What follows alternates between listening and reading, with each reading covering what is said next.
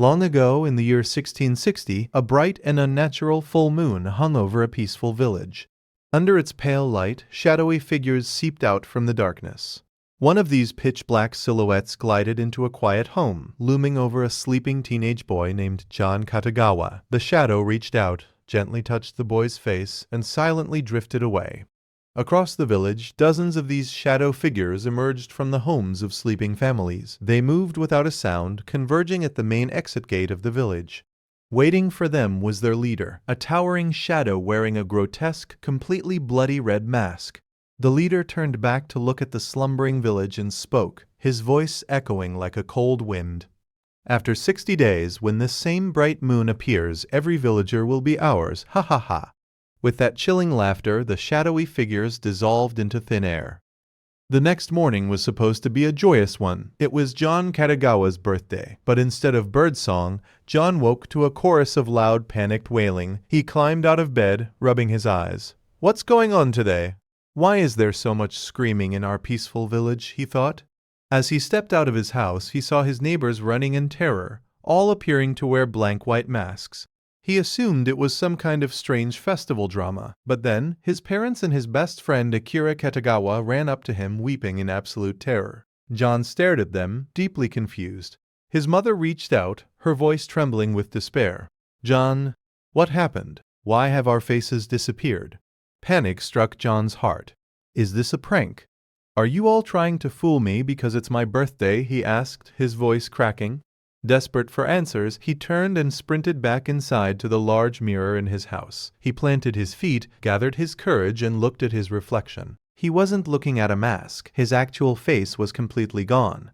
Where his eyes, nose, and mouth should have been, there was only smooth, blank white skin.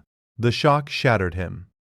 Unable to comprehend the horrifying reality, John collapsed to the floor. He scrambled away from the mirror, crawled under his bed, and curled into a ball, weeping uncontrollably into his hands. Outside, the village had descended into pure chaos. People were screaming, "What is happening to us? Why me?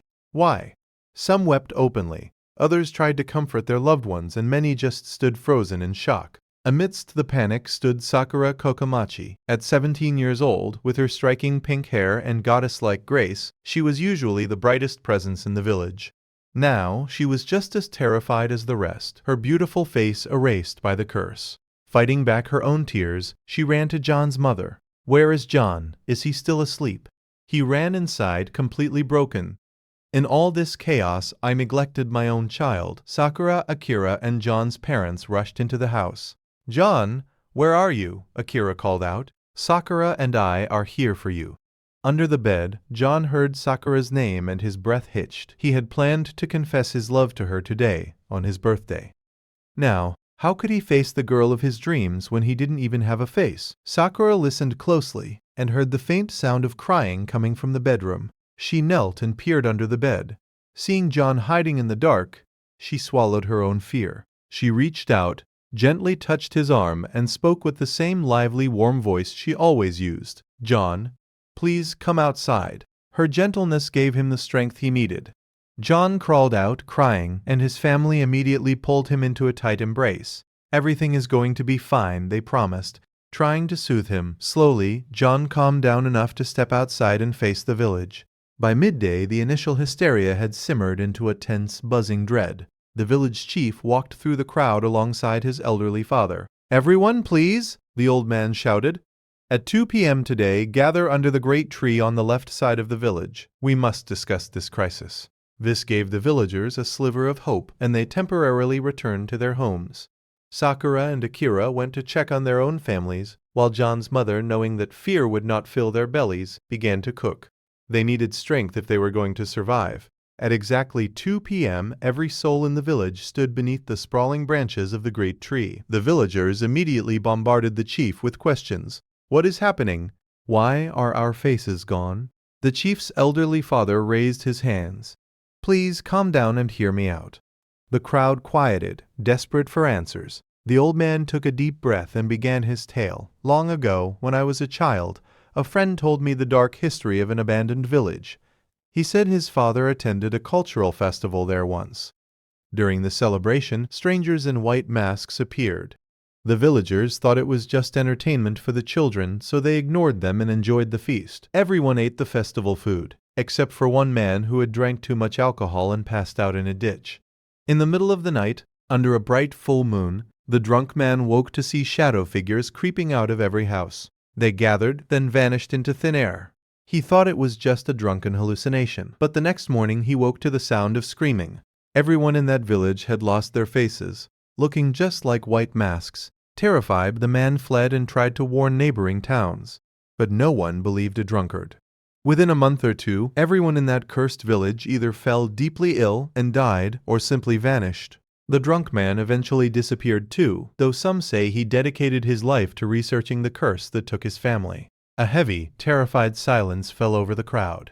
"Where is your friend now?" someone shouted. "How do we cure this?"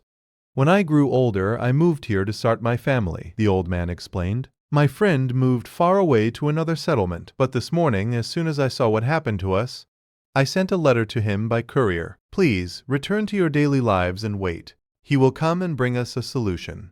1 week passed. No letter arrived. No friend came. Instead, the second phase of the old man's story began to come true. Villagers started falling mysteriously ill, and no medicine could cure them. Panic and despair gripped the village tighter than ever. When John Katagawa's mother collapsed from the strange sickness, John knew they had run out of time. He could not wait for a letter that might never arrive. He packed his things, determined to leave the village, track down the old man's friend, and find a cure. He wouldn't be going alone. Akira Katagawa and Sakura Kokomachi, refusing to let him face the darkness by himself, packed their own bags to join him. Their mission was clear. Before they could find the cure, they first had to find the ruins of the original ghost village. Want to see what happens next in John Katagawa's journey? Like and comment for part 2. Get ready for epic fights, terrifying horror, crazy twists, and endless emotion.